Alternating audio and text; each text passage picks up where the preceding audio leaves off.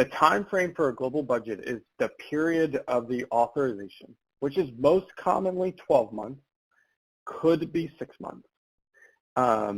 It's going to depend on the authorization, but every authorization should clearly state the period in which the authorization is, and when it's authorized. So most commonly 12 months, can be 6 months, and it should provide the total budget for that time period. Dan, anything you would mention there?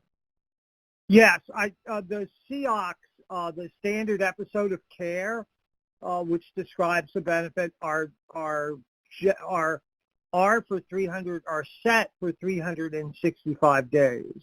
So unless that is somehow modified in the order, in the consult, which you do get a copy of, that is, or you should get a copy of, you should have that. They're going to be for 365 days. That's great. Maybe one other on global budgets while we're here. Someone commented, we use the term monthly target to talk about spending plan and how much per month they should spend to maximize their global budget.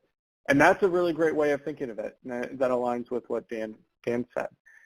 Then the last part is if the veteran exceeds their target, they know that in future months they need to cut back.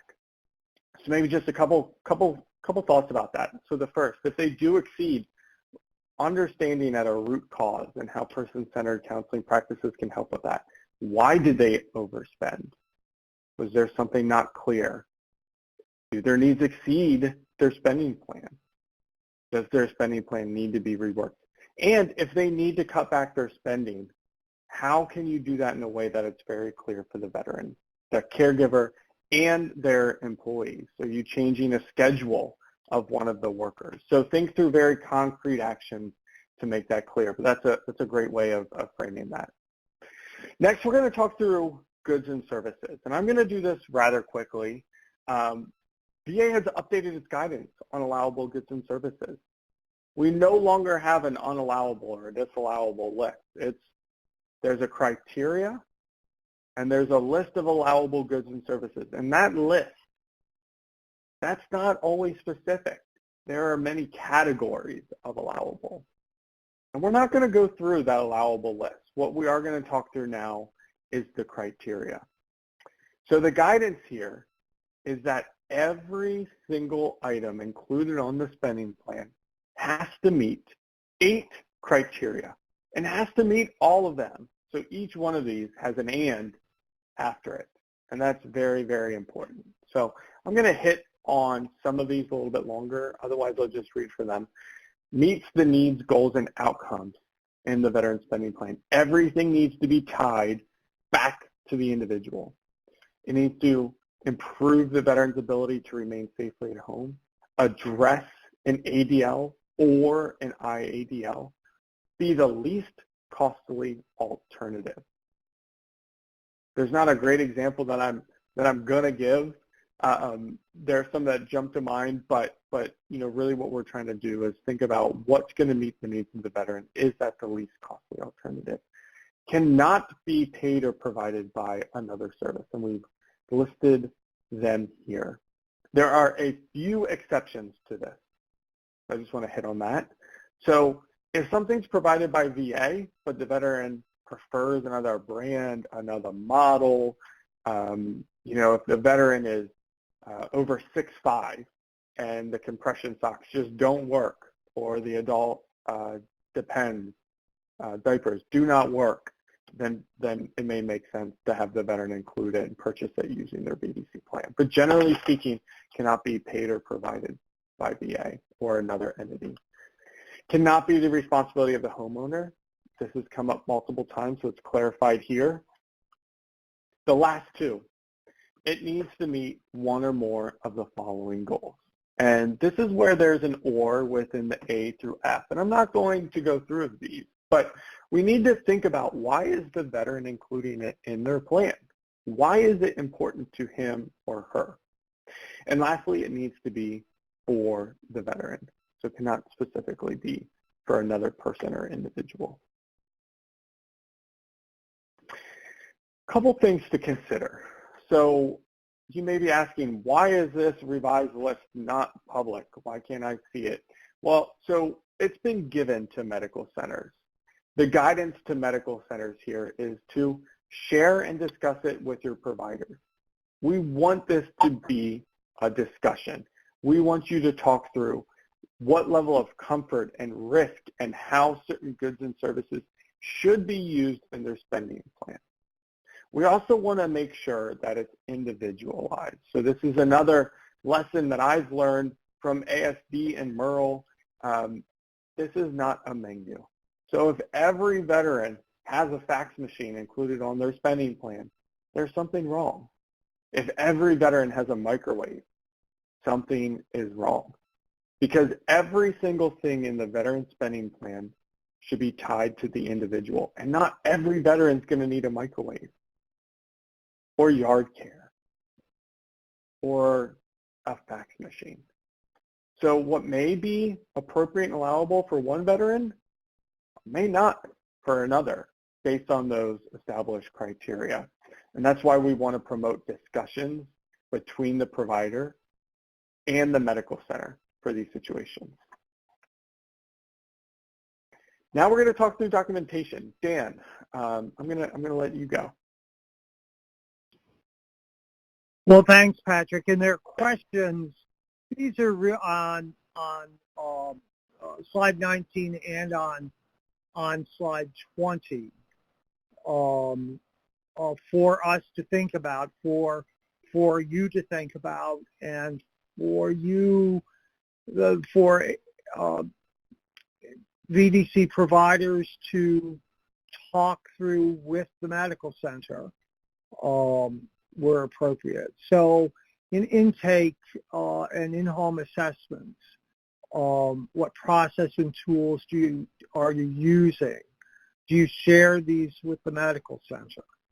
Will that help communication, help the medical center understand what it is that you're doing in developing the plan? I think this might be particularly important if you have a new coordinator coming on to the program, or if you're a new start.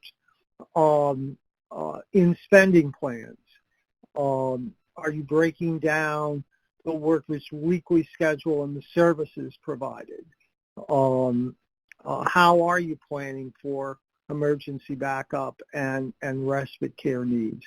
We get a bunch of questions come to Washington that we're not convinced should ever have come to the medical center, let alone come to Washington.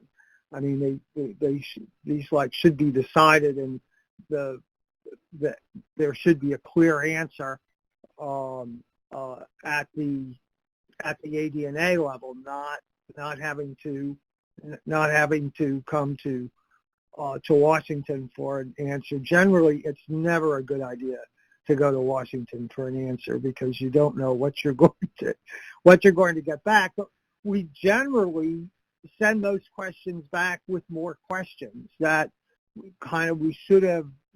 that background should have been known in advance. If we go to slide 20 now, with more questions, how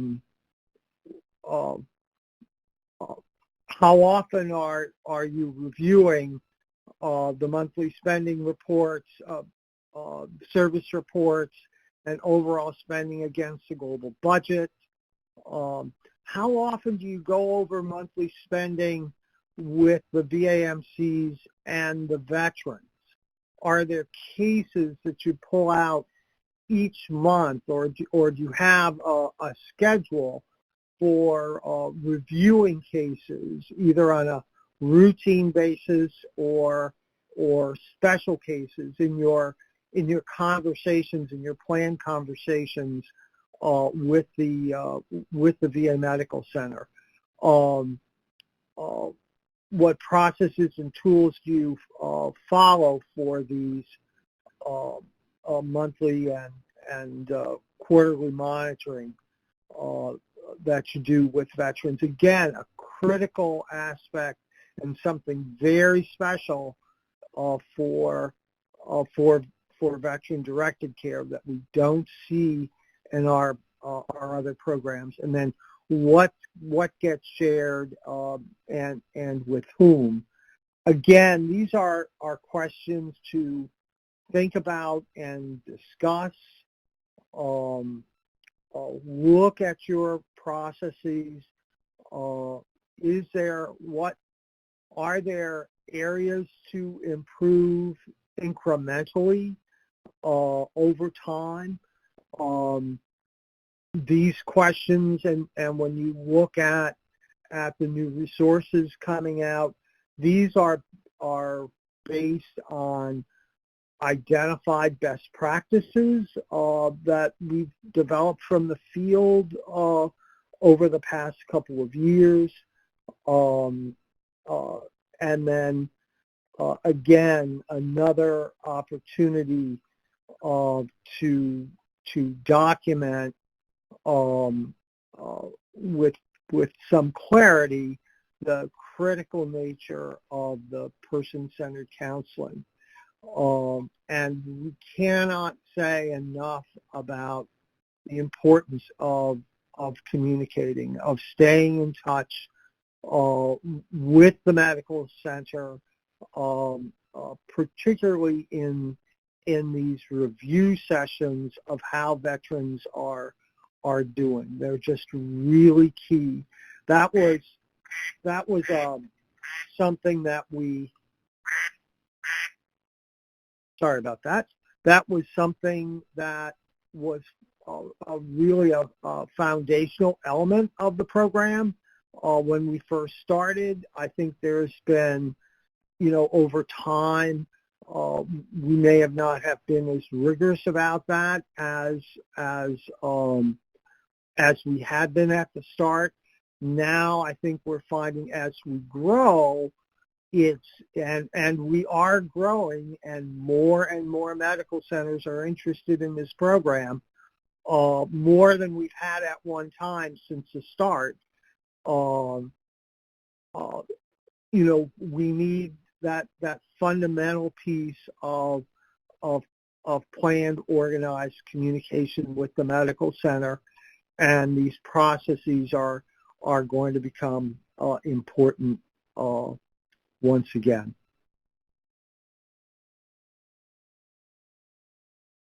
And Patrick, back to you. Thank you. Dan, the news feed, I'm going to call it the news feed, but they're chat and Q&A. They're blowing up to know the duck situation. So when you're up next, you'll have to cover that. So let's think about this for a minute. Dan's provided concrete examples of strategies for integrating PCC into veteran-directed care processes. And a question came through, do you have examples of the kind of goals for independent living that veterans are setting for themselves? Yes, and every veteran has goals. So let's talk about some of them. I'm reminded of a veteran in Chillicothe, Ohio, who we heard about, who had been confined to his trailer in rural Ohio for multiple years. And his goal was to go fishing in his stream that was located on his property. So they developed a plan where the veteran's direct worker started helping him increase his mobility, his strength. So not taking him directly to the stream, but hey, let's see if we can figure out ways in which you can improve your ambulation, your movement, your strength, your function. Took a while, but that veteran, that direct care worker, they developed an almost unbreakable family bond. And over the course of several months, the veteran was able to go fishing again. So one example. Another example, we had a young veteran who was enrolled in VDC who wanted to go back to school. He did not want his parents escorting him to classes. So he hired individuals from the community college to go with him to and from classes to help him when he needed it. So his goal was to feel independent without his parents, and he did that through identifying workers in the community who helped him feel integrated into that college experience. So just a couple examples could be as simple as going grocery shopping. Could be attending a grandson's ball game. It could be large, they could be small goals. Can be many goals that an individual has. So what do we want you to do with this? So we know that, you likely have a set schedule for meeting, medical center provider. Could be monthly, quarterly. Also going to depend on the structure. Does the medical center work with multiple providers? Do you subcontract with multiple spokes in a hub and spoke model? Regardless, we strongly encourage you to think about how you're meeting. Think about program updates. So those topics that really have to do with the program, frequent questions, updating something, bringing your program up to speed in alignment with policies and procedures. But don't forget about talking about those veteran-specific issues. You're meeting with veterans every month. Share those experiences. Let's please think about how we can leverage each other, really speaking to the provider in the medical center. If you see something going on with the veteran, talk about it. What are you going to do to tweak that spending plan? The medical center may be able to offer support, some recommendations. Maybe there are other services that the VA can deliver to the veteran. Maybe it's worth putting a note into the veteran's health record so that the next time they go see their mental health provider, their primary care provider, they'll be aware of it and can follow up. So these are all connected, and the only way we can stay connected is to continually talk about it. Just a couple other next steps and recommendations just to hit on. I'm going to come back to slide 22 in just a moment, but some next steps and recommendations. Think through one thing you can do differently and talk about that with one another. Make it a concrete thing that you do once a month, once a quarter, twice a year to enhance your PCC practices.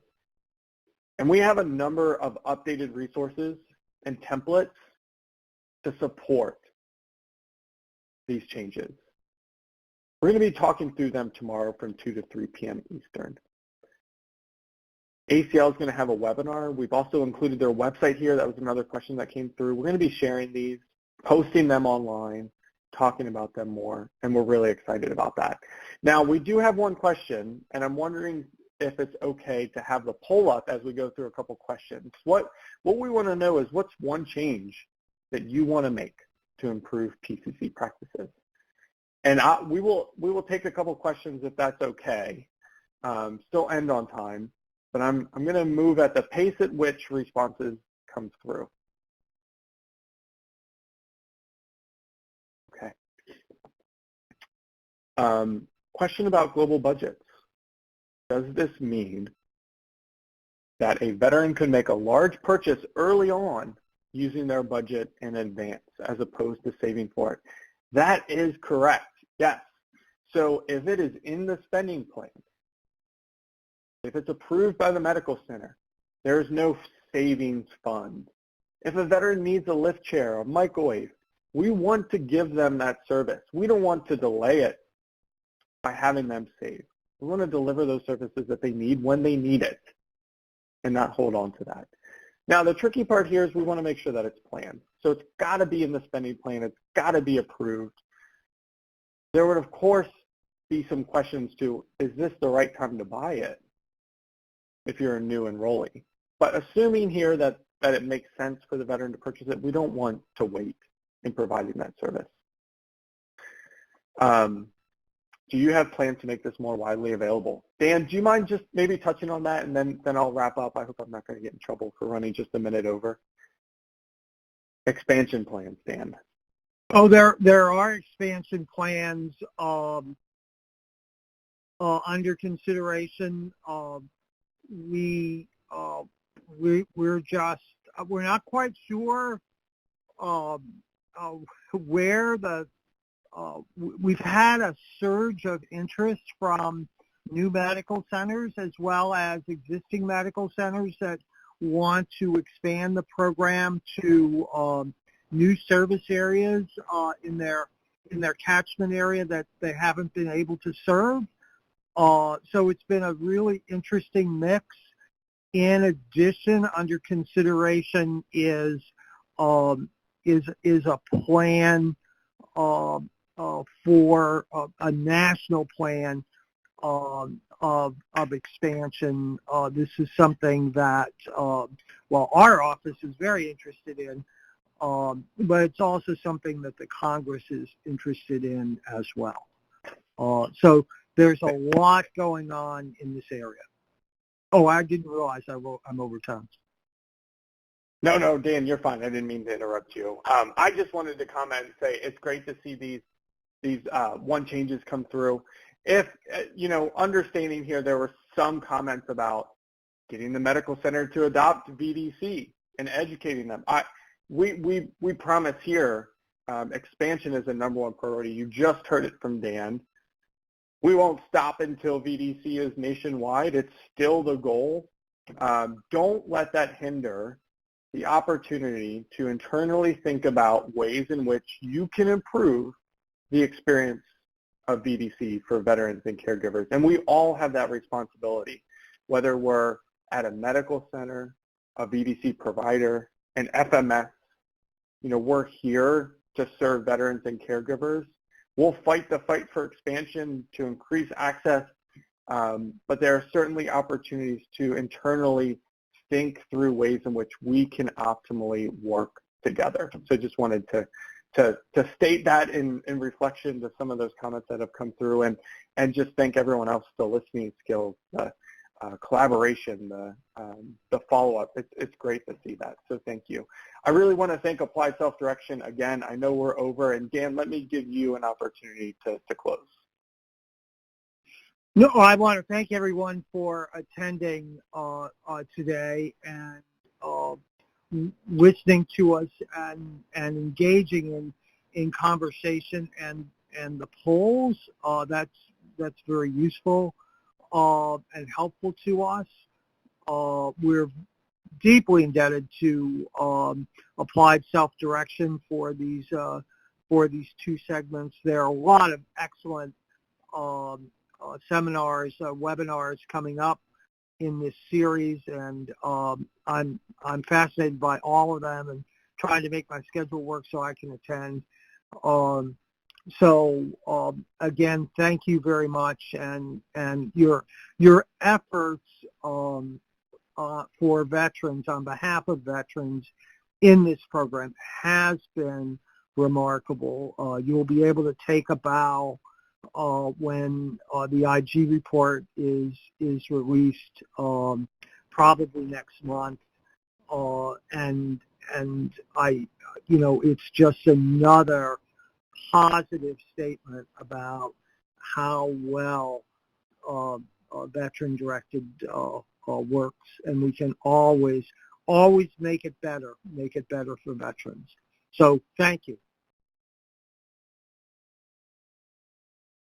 Great. Thank you so much, Dan and Pat. It was wonderful to have you on. It's always exciting to hear about the veteran-directed program. So thank you all very much, and have a good rest of your day.